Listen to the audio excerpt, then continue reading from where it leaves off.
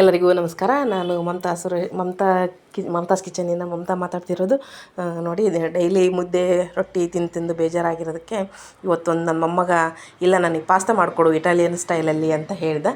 ಹಂಗಂದ್ಬಿಟ್ಟು ನಾನು white sauce pasta ಮಾಡೋಣ ಅಂತ ಮಾಡ್ತಾಯಿದ್ದೆ. ಇದನ್ನು ಮೈದಾ ಹಿಟ್ಟು ಹಾಕಿನೂ ಮಾಡ್ತಾರೆ. ನಾನು ಮಕ್ಕಳಿಗೆ ಅಂದ್ಬಿಟ್ಟು ಆ ಥರ ಹಾಕಿಲ್ಲ. ನೋಡಿ, ಬಾದಾಮಿ, ಗೋಡಂಬಿ, ಪನ್ನೀರು, ಸ್ವಲ್ಪ ಮೆಣಸು, ಬೆಳ್ಳುಳ್ಳಿ ಹಾಕಿ ಹಾಲು ಹಾಕಿ ಮಿಕ್ಸಿ ಮಾಡ್ತೀನಿ. ನೀವು ಖಾರ ಎಷ್ಟು ಬೇಕೋ ಅಷ್ಟು ಹಾಕ್ಕೋಬೋದು. ಮೆಣಸಿನ ಪುಡಿ ಬೇಕಾದರೂ ಹಾಕ್ಕೋಬೋದು. ನಾನು ಇದೆಲ್ಲ ಮಿಕ್ಸಿ ಮಾಡ್ತೀನಿ ಅನ್ನೋದಕ್ಕೋಸ್ಕರ ಎಲ್ಲ ಇದರಲ್ಲೇ ಹಾಕ್ಕೊಂಬಿಟ್ಟಿದ್ದೀನಿ. ಇದರಲ್ಲೇ ಮಿಕ್ಸಿ ಹಾಕ್ಕೊಂಡು ಎಲ್ಲ ಇದು ಮಾಡ್ಕೊಂಬಿಡ್ಬೋದು ಈಸಿಯಾಗಿ. ಈ ಥರ ಮಾಡಿಬಿಟ್ರೆ ಇನ್ನೂ ಮಕ್ಳು ಯಾವಾಗ ಕೇಳ್ತಾರೋ ಬೇಕಂದು ಪಟ್ಟಂತ ಮಾಡಿಕೊಟ್ಬಿಡ್ಬೋದು. ನೋಡಿ, ಇದನ್ನ ಫುಲ್ ಸ್ನ್ಯಾಶ್ ಮಾಡ್ಕೋಬೇಕು. ಚೆನ್ನಾಗಿ ಸ್ನ್ಯಾಶ್ ಆಗುತ್ತೆ. ಒಂಥರ ಚೆನ್ನಾಗಿ ಇದು ಬರುತ್ತೆ, ಅದು ತಿಕ್ನೆಸ್ ಬರುತ್ತೆ. ಈ ಥರ ಎಲ್ಲ ಗೋಡಂಬಿ ಬಾದಾಮಿ ಇರೋದ್ರಿಂದ. ನೋಡಿ, ಇದನ್ನು ಬೇಯಿಸೋಕ್ಕಿಟ್ಟಿದ್ವಲ್ಲ ಪಾಸ್ತಾನ ಅದನ್ನ ಬಸ್ಕೊಂಬಿಡೋಣ. ಸ್ವಲ್ಪ ತಣ್ಣೀರು ಹಾಕಿಬಿಟ್ರೆ ಅದೆಲ್ಲ ಚೆನ್ನಾಗಿ ಬಿಟ್ಕೊಂಬಿಡ್ತೈತೆ, ಬಿಡಿಯಾಗಿ ಬಂದುಬಿಡ್ತೈತೆ. ಇವಾಗ ಸ್ವಲ್ಪ ಒಂದು ತವ ಇಟ್ಕೊಂಡು ಅದರಲ್ಲಿ ಸ್ವಲ್ಪ ತುಪ್ಪ ಹಾಕ್ಕೊಳ್ಳೋಣ. 2 ಚಮಚೆ ಅಷ್ಟು ತುಪ್ಪ ಹಾಕ್ಕೊಳ್ಳೋಣ. ಅದು ತುಪ್ಪ ಕರಗಿದ ಮೇಲೆ ಅದಕ್ಕೆ ಅದು ರುಬ್ಬಿದ್ದನ್ನು ಹಾಕ್ಕೊಂಬಿಟ್ರೆ ಮುಗ್ದೋಯ್ತು. ಅದಕ್ಕೆ ಮೇಲೆ ಸ್ವಲ್ಪ ಉಪ್ಪು, ಆಮೇಲೆ ನೀವು ಇನ್ನೂ ಖಾರ ಬೇಕು ಅಂದರೆ ಮೆಣಸಿನ ಪುಡಿ ಹಾಕ್ಕೋಬಹುದು. ನೀವು ಯಾರಾದರೂ ಫಸ್ಟ್ ಟೈಮ್ ವಿಡಿಯೋ ನೋಡ್ತಾ ಇದ್ದರೆ ಸಬ್ಸ್ಕ್ರೈಬ್ ಮಾಡ್ಕೊಂಡು ನೋಡಿ, ಹಾಗೆ ನೋಡಬೇಡಿ.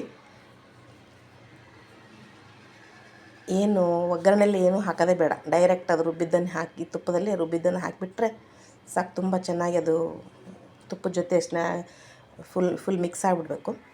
ಅವು ತುಂಬ ಚೆನ್ನಾಗಿ ಬರುತ್ತೆ. ಸ್ವಲ್ಪ ಉಪ್ಪು ಹಾಕಿ ಆಮೇಲೆ ಅವು ಬೇಯಿಸಿ ತಕ್ಕೊಂಡಿರುವಂಥದ್ದನ್ನು ಇದಕ್ಕೆ ಹಾಕೊಂಬಿಡ್ಬೇಕು. ನಾವು ದೊಡ್ಡವರು ತಿನ್ಬೋದು, ತುಂಬ ಚೆನ್ನಾಗಿರುತ್ತೆ. ಯಾವಾಗಾದರೂ ಒಂದು ಸತಿ ಮಾಡ್ಕೊಂಡು ತಿನ್ನೋಕ್ಕೆ. ನಾನು ಈ ಥರ ಸ್ಲೈಸ್ ತಂದಿದ್ದೆ ಚೀಸ್ನ. ಇದಕ್ಕೆ ಚೀಸ್ ಇದ್ರೇ ಚೆನ್ನಾಗಾಗೋದು, ಹಾಗೆ ಚೆನ್ನಾಗಾಗಲ್ಲ.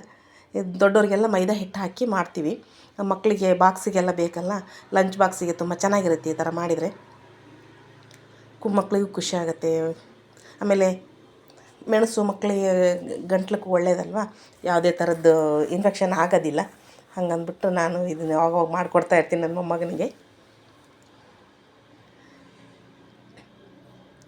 ನೋಡಿ, ಚೆನ್ನಾಗಿ ಮಿಕ್ಸ್ ಮಾಡ್ಕೋಬೇಕೆಲ್ಲನೂ. ಮತ್ತು ಇದಕ್ಕೆ ಮೇಲೇನು ಸ್ವಲ್ಪ ಚೀಸ್ ಹಾಕ್ಕೋಬೋದು.